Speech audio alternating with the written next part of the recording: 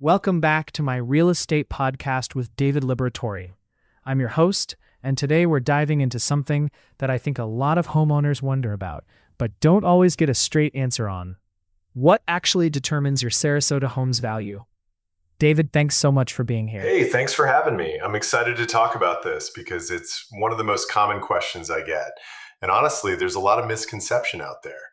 People think it's just about square footage or the age of the house, but it's so much more nuanced than that. Right, exactly. So when someone's trying to figure out what their home is worth, where do you actually start? What are the biggest drivers? Well, location is always the foundation, right? In Sarasota, you've got such a diverse market. Whether you're in downtown Sarasota, out on Longboat Key, Lido Key, or further inland, those geographical factors completely reshape what a property is worth. Waterfront properties command a premium, obviously, but even within neighborhoods, micro-location matters. Are you near schools, close to dining and culture? What's the walkability like? Oh, that's such a good point.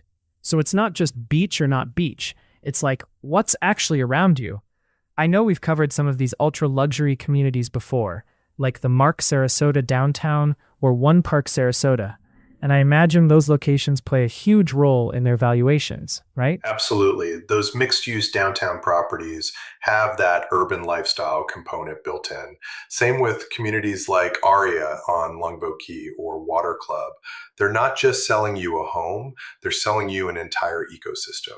You wake up, you've got restaurants, amenities, water access, all right there. That proximity to lifestyle is huge for value. So beyond location, what else are we looking at? Because I imagine the actual condition of the house matters too. Definitely. Condition is critical.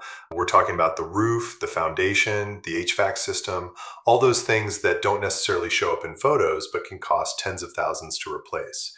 Then you've got the interior, updates to kitchens and bathrooms, flooring, how well the home's been maintained overall.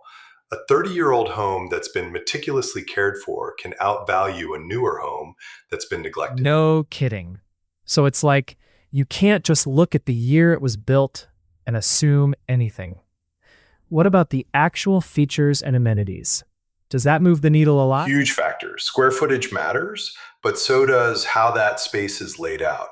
An open floor plan is going to appeal to more buyers than a chopped up, compartmentalized layout. Then you've got things like outdoor living, a pool, a screened patio, views. In Sarasota, that waterfront view or that ability to enjoy the weather year round is incredibly valuable. And now amenities within communities, like we see with properties at Rosewood Residences on Lido Key, those shared amenities, the concierge services, the fitness centers, they all add real value. I love that. So you're saying the home itself is part of the equation, but the whole package around it, the community, the amenities, what you can actually do with your life there, that's equally important. Exactly. And then you've got the market context too. What are comparable homes selling for? What's the inventory like? Is it a buyer's market or a seller's market? Those macro factors shift values constantly. But if you really boil it down, it comes down to location, condition, features, and what the market is willing to pay for, all of that combined. That's really helpful. I think a lot of people underestimate how many moving pieces there are. David, this has been super insightful. Thanks for breaking this down for us and our listeners. My pleasure. It's a complex topic, but once you understand these drivers, it really helps you make smarter decisions, whether you're buying, selling, or just curious about your own home's value.